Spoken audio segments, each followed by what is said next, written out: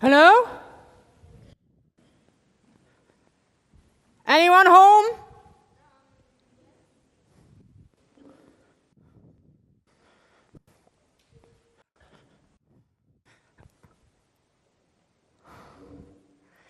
There you are. My dear Jean-Marc, I have looked for you a long time. All these days, I was looking for you. I asked people, they didn't know where you were, they didn't know what had happened. Oh, here you are. Barnabas wrote me, so I know. Here you are, crying, embarrassed, probably thinking the best days of your life have passed. No. I'm not mocking you, far from it. I most likely know exactly how you feel. And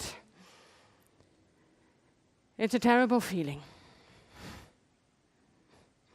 So, it's good that I have come. I just get a drink, okay? It is never good to be alone when you condemn yourself. And when you start telling lies to yourself, believing the devil.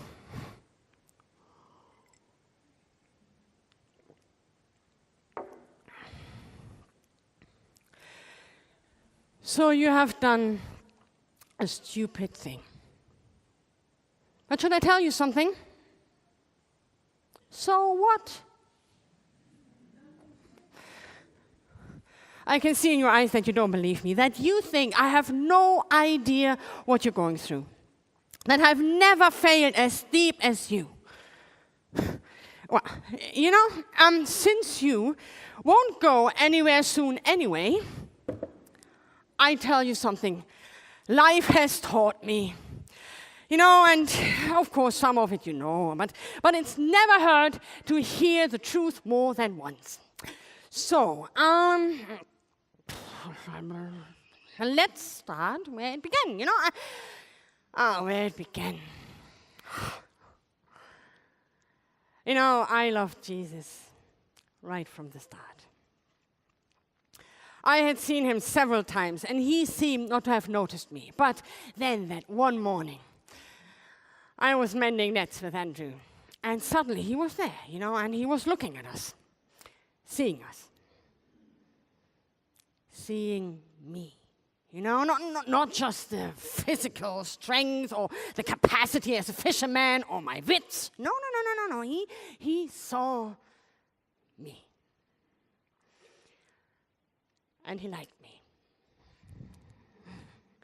Not mere approval, no, he really liked me. And he wanted me to be with him.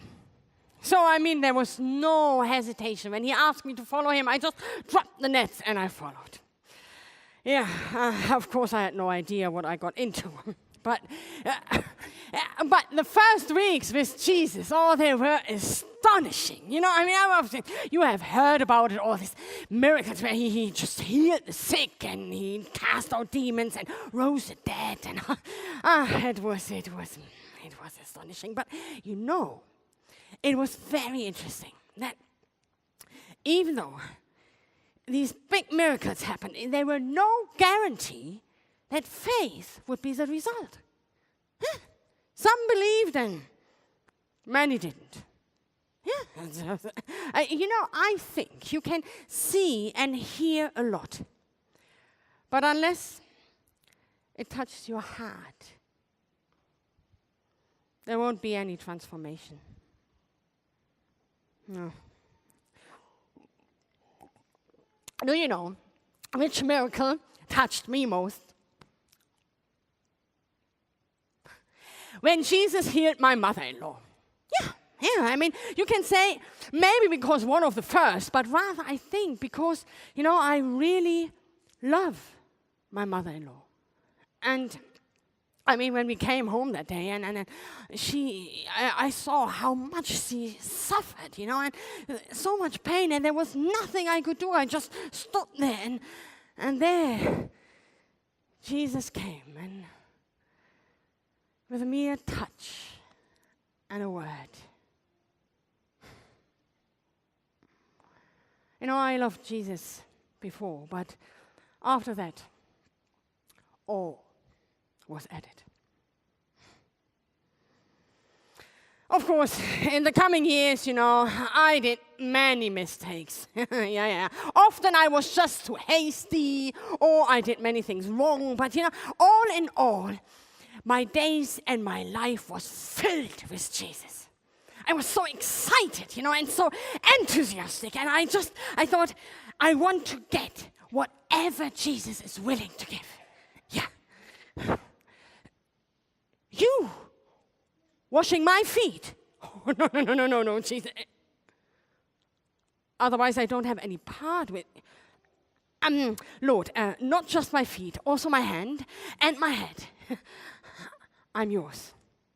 I'm yours.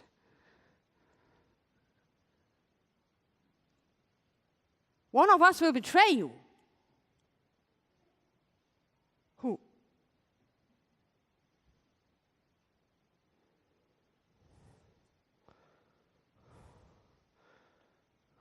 Lord, I don't know about the others, but I will never, ever betray you.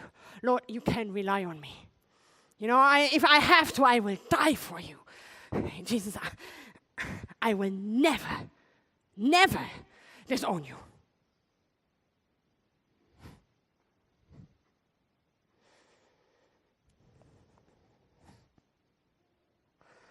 You think you did something terrible by deserting Paul and Barnabas in Pamphylia. I disowned Jesus himself 3 times. No, I don't know that man. No, I don't know that man. No, let God curse me if I lie. I don't know that man.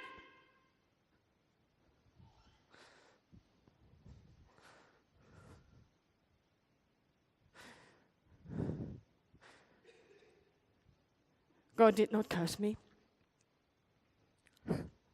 but it certainly felt like it. I cried so hard, I thought I would never get over the disappointment I had become. I had failed as a disciple, as a leader, as a man,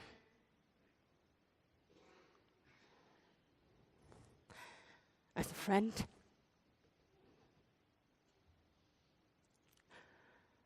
I cursed myself many times. But God never. Jesus, he did not look at my performance. He still just looked at me, deep into my heart. And I didn't know that at that time. I thought that was the end. And I went back to my boats, to my nets, fishing. Just as you have come here into this room, being silenced. It was night. I was sitting in that boat, doing what I could do in my sleep. I had become a nobody again. No more challenges. No more getting out of the comfort zone. This would be the life for me. And I had nobody to blame, just me, and just no expectations anymore. And the night seemed to prove me right. We didn't catch a single fish. Nothing. And then there was this stranger at the shore. Sorry? Speak up, we can't hear you. No, we don't have any fish. You can go to the market in a few hours. You will get some there, yeah. Andrew John, a little quiet. He's still talking. So,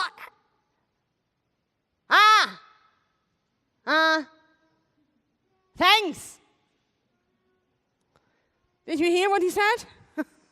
He suggested we should throw the net on the right side of the boat. Then we would catch some fish. As if. You know how I hate it when strangers tell you how to do the job. Andrew, are you actually doing what he... yeah, I can help you. Yeah, nothing else to do right now. Okay, let's do it. Okay, yeah, 1, 2, 3.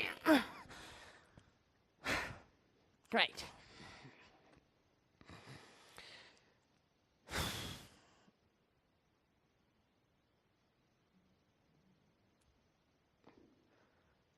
Are you seeing that too? My goodness, so many fish, so many. What a catch! What a catch! Andrew, hold the net, don't let it slip. Let it quick and one and hold it. We won't be able to get them all in our boat. We will need some help. I mean, what do you say? It's Lord.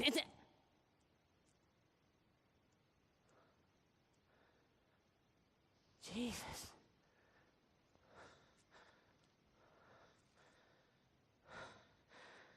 It's the Lord. At that moment, I didn't think about what I had done. I just seeing Jesus there at the shore, standing, being alive, calling to us, helping us, seeing us. I didn't think about my failure. I didn't think what I did. I just grabbed my garment. I took it on and I dove into the water and I swam as quick as I could. Yeah.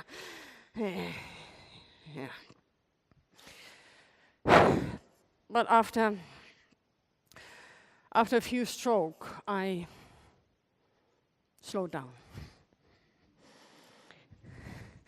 Starting to wonder what Jesus would say to me. And also wonder if he actually had called me. Maybe he just meant the others. So I swam as slow as I could, and when I reached the shore, Jesus had already prepared breakfast, and the others were there. So I just joined, and he didn't say anything at that time. But somehow, then after breakfast, I really don't know why, but suddenly Jesus and we were just by ourselves. And I thought, now it's coming. Now he will ask, Peter, why did you do it? Or he would say, Peter, I told you. I was right and you were wrong. Or maybe he would even ask, so Peter, what's your plan on showing that you're still worthy?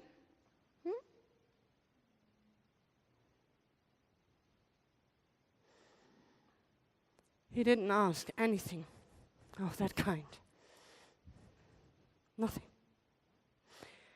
He asked only one thing. Peter, do you love me? And that I did. And I do. Yeah. And John Mark, this is actually the thing Jesus is asking you right now. Do you love me?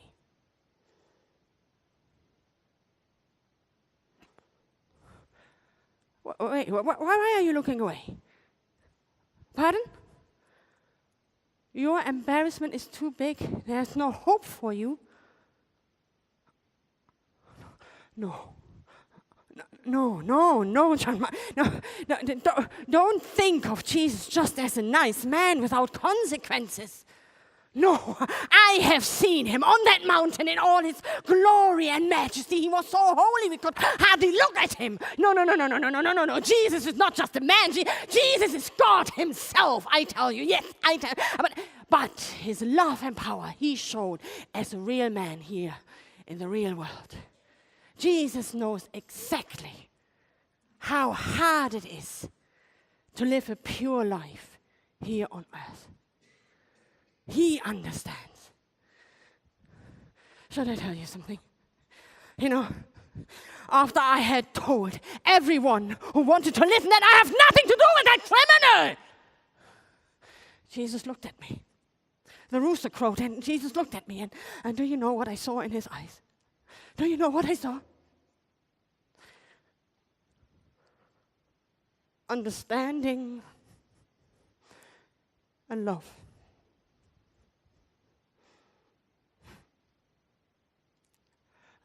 No condemnation. Understanding and love. The devil condemns, but God's Spirit convicts.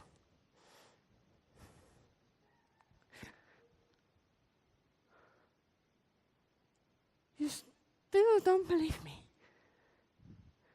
You still think you are unredeemable? Oh, don't give me your self-pity. Do you know what it is? It's pride. You think yourself and what you have done is too big. Don't you dare to make Jesus small, that he's not able to deal with what you have done. Should I tell you something? Jesus was not surprised when you did it. Even more, Jesus knew that you would do it. And do you know why? He had already died for it. At the cross. Yeah. So whatever you have, your weakness, your mistakes, your failures, your shame, your guilt, your fear, your thoughts, your deeds, whatever you didn't do, it doesn't matter, it's done. It's dealt with. It's dealt with. So do not give it the power it doesn't have any longer. John Mark, you are a free man. Free to live and love and thank Jesus for what he has done. He waits for you. He does. He does. And he has plans for you. Oh. Don't ask me what these plans are. I have no idea. Really, I have no idea. And please, do not try to find out your future by comparing yourself with others. It wouldn't work. I have been there. Jesus. Just one more question. John,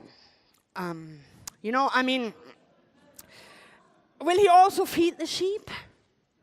Will he become as an important leader as, or maybe even more important? I just want to remind you that he and James, they said they would drink the cup you were drinking and that they would get baptized.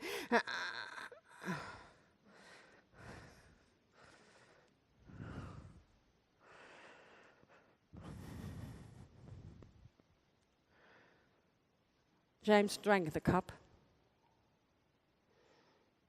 He lived up to his words. He was executed and killed for Christ. And I, who disowned Jesus 3 times, I got rescued by an angel out of prison and still live. You know, John Mark, maybe you will just be a witness to a few people, and in 100 years, nobody remembers you. Or you'll write a book about Jesus. And then, wherever the gospel is told, people will read that book and remember your name. We don't know, John Mark. We don't know. And it's good that we don't know. Really, in fact, it's a here and now we live. And we have to rejoice in Jesus. We have to focus our eyes on Jesus and enjoy the fellowship with him. So please, get up. Eat something. Get back to life. Yeah, get up. Here, and I will give you something to drink. Wonderful, wonderful. Here. Just get back to life. Yeah, and, here you go. I remember the many meals we had with Jesus. Of course, especially the one before his suffering. Do you know what is strange? People start calling it the Last Supper. It wasn't the last, After Jesus had risen, we had many more meals with Jesus. I mean, when we were all in this upper room, totally afraid, didn't know what happened, and suddenly he entered, nobody knows how. And do you know what the first thing was that he asked us? Do you have any fish? Jesus just loves to dine with us. I mean, in the breakfast I told you about all this, the dinner he had with the two people in Emmaus. Yeah. I mean, we had so many meals. And Jesus, he promised that there would be a huge banquet table in heaven when we meet him again, and that we would meet him every time we would have the bread and wine here on earth. And then, we need to remember that we are dining with the King of Kings and the Lord of Lords. He wants to bring us as many friends and acquaintances and enemies as possible. It's a huge banquet table, and there are still many empty seats. So let us not linger. Let us not linger. The world needs people like you, John Mark. People who have been broken and restored again. There are many, many empty chairs.